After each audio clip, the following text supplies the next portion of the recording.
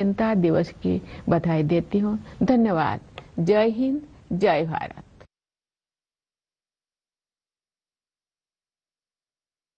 My dear fellow citizens, I extend my heartiest greetings to all of you on the eve of Independence Day.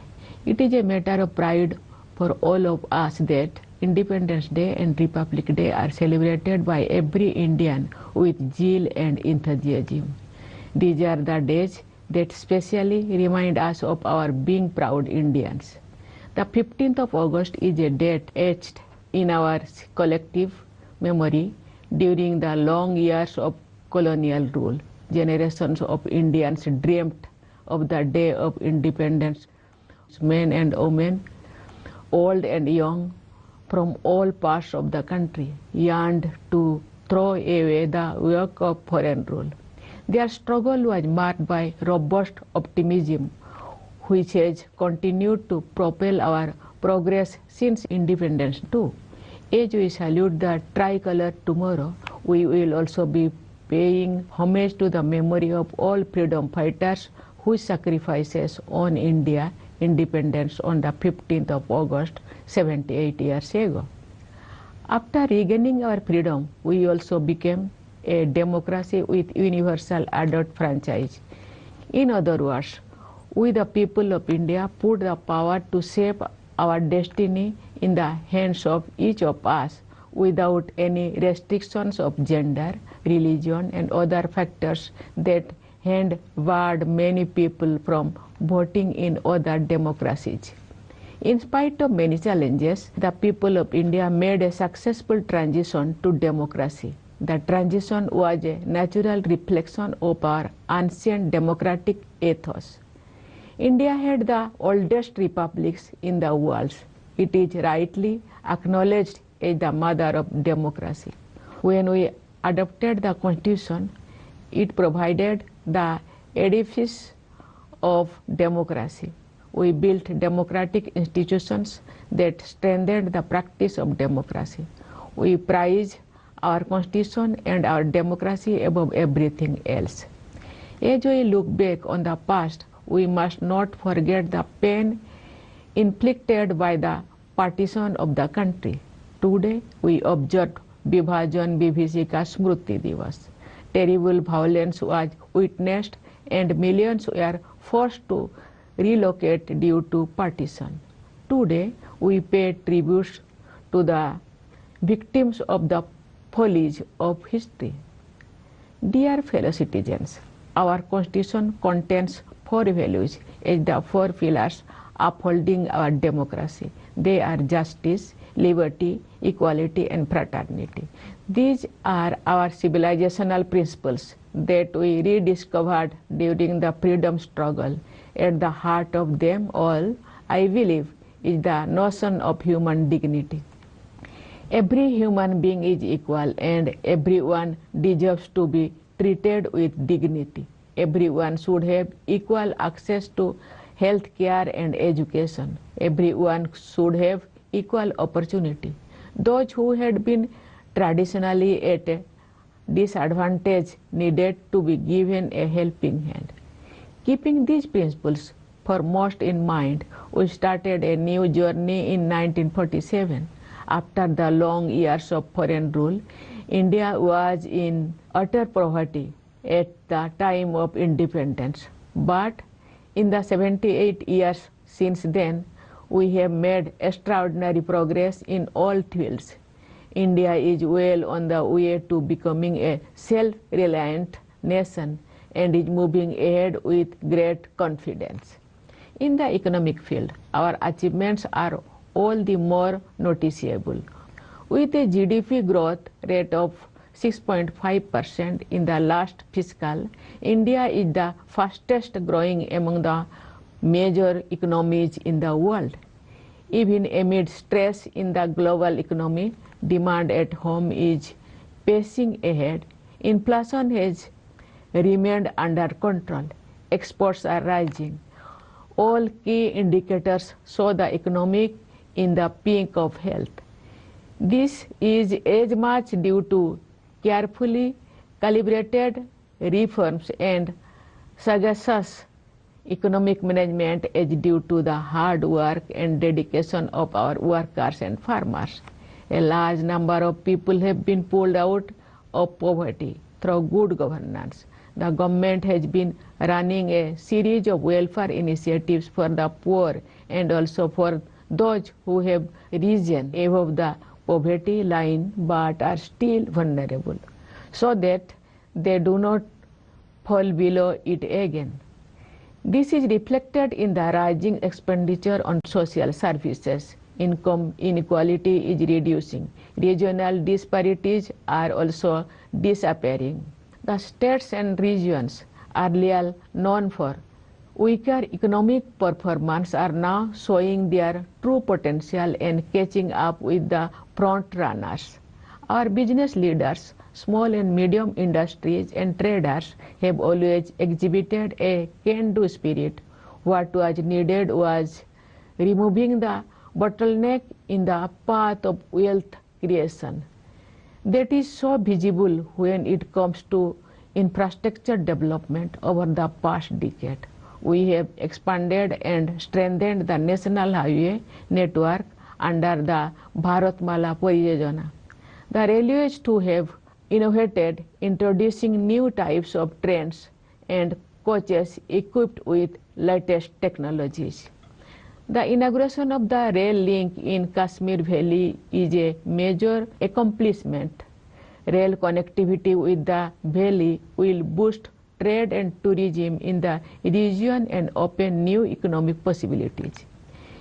This engineering marvel at Kashmir is a historic milestone for our country. The country is rapidly urbanizing, hence the government has been paying special attention to improve the conditions of the cities. Addressing the key area of urban transport, the government has expanded metro rail facilities. The number of cities with a metro rail service has gone up multifold in a decade. The Atal Mission for Rejuvenation and Urban Transformation, or AMRUT, has ensured more and more households have access to a tap with the assured supply of water and a storage connection.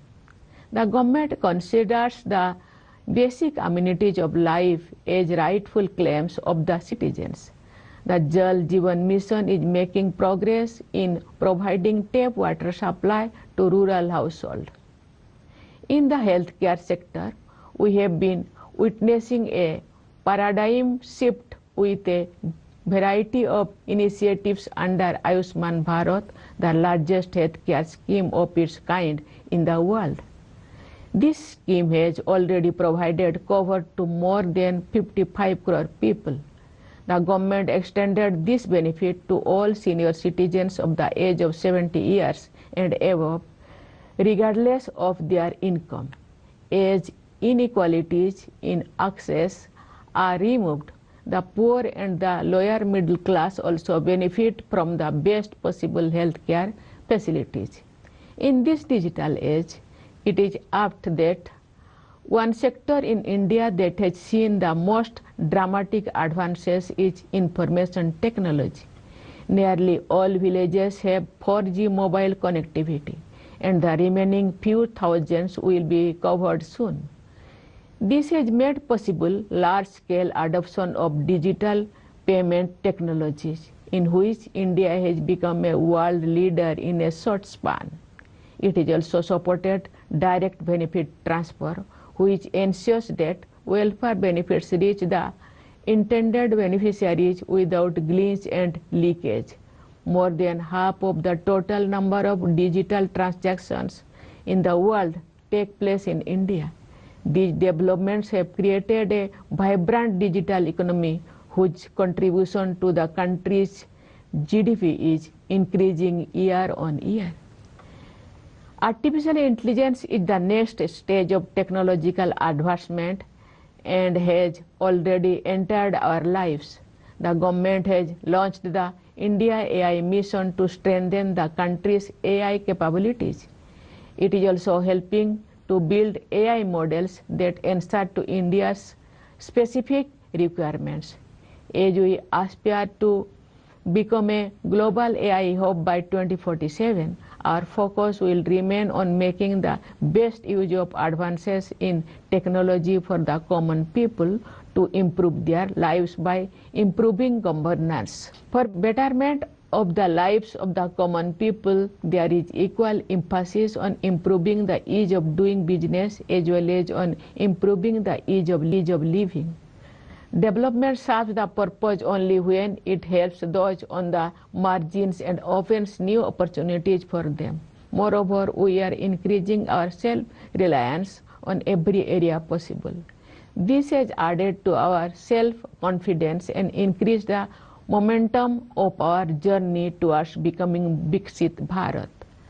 Last week, on August 7, the country celebrated National Handloom Day, which honors our weavers and their products.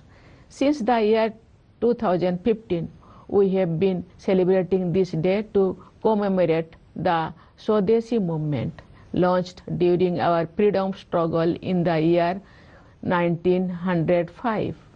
The spirit of Swadeshi was strengthened by Mahatma Gandhi to promote the products made by the sweat and toil of Indian artisans and craftspersons and by their incomparable skills. The idea of Swadeshi has been inspiring our national endeavors like Make in India initiative and Atmanirbhar Bharat Abhiyan. Let us resolve to buy and use Indian products. Dear fellow citizens, the all-round economic growth complemented by social sector initiatives has placed India well on the path of becoming a developed economy by 2047. With the nation marching ahead during the Amrit Kal, I see all of us contributing to the best of our ability. I believe there are three sections of society that will lead us on this path: youth, women, and the communities that had for long remained on the margins. Our youth have finally found the right environment for the realization of their dreams. The national education policy has brought in far-reaching changes, aligning learning with values and skills with tradition. Employment opportunities are booming.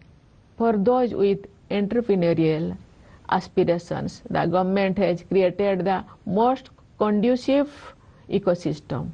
Fueled by young minds, our space program has witnessed unprecedented expansion. I am sure that Subhangshu Shukla's space journey to the International Space Station has fired a whole generation to dream bigger. It will prove extremely helpful for India's upcoming human space flight program, Gaganyaan. Brimming with a new confidence, our youth are making a mark in sports and games. Chess, for example, is now dominated by India's youngsters like never before. We foresee transformative changes which will establish India as a global sporting powerhouse under the vision contained in the National Sports Policy 2025. Our daughters are our pride. They are breaching barriers in every field, including in the areas of defense and security. Sports are among important indicators of excellence, empowerment, and potential. The 19-year-old girl and a 38-year-old woman from India were the finalists in the FIDE Women's World Cup for Chess Championship. This underlines the sustained and globally comparable excellence across generations among our women. The gender gap in employment have also been reducing. With Nari Shakti Bandhan Adhiniyam, the empowerment of women is no longer a slogan but a reality. People belonging to a major segment of our society comprising scheduled castes, scheduled tribes, backward classes and other communities are shedding the tag of the marginalized. The government has been actively helping them to realize their social and economic aspirations with several initiatives. India is moving ahead at a faster pace towards realizing its true potential. Across our reforms and policies have created an effective platform. I can see a bright future ahead in which every one of us will be energetically contributing to the prosperity and happiness of all of us. We are moving ahead towards that future with sustained good governance and zero tolerance for corruption.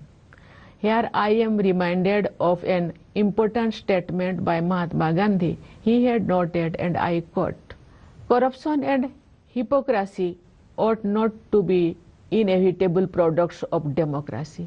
Let us pledge to realize Gandhiji's ideal and weed out corruption. Dear fellow citizens, this year we had to face the scourge of terrorism. Killing innocent citizens on holiday in Kashmir was cowardly and utterly inhuman. India responded in a decisive manner and with steely resolve. Operation Sindoor showed that our armed forces are prepared to meet any eventuality when it comes to guarding the nation. With strategic clarity and technical capability, they destroyed terrorist hubs across the border. I believe Operation Sindoor will go down in history as an example in humanity's fight against terrorism.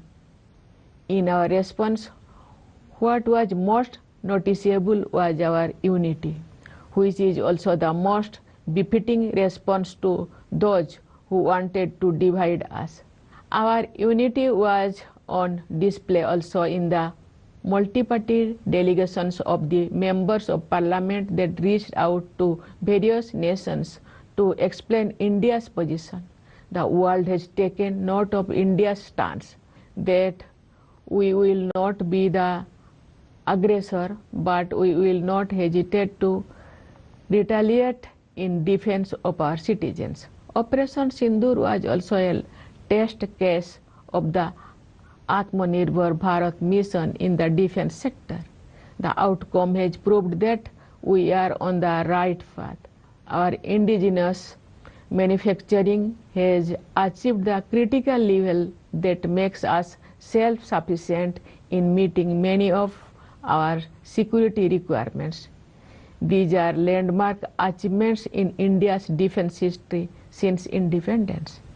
Dear fellow citizens, I would like to take this opportunity to urge all of you to do what you can to protect the environment.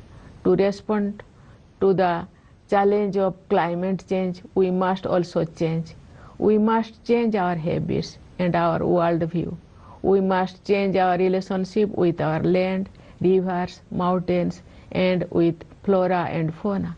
With contribution from all of us, we will leave behind a planet in which life will be flourishing in natural order.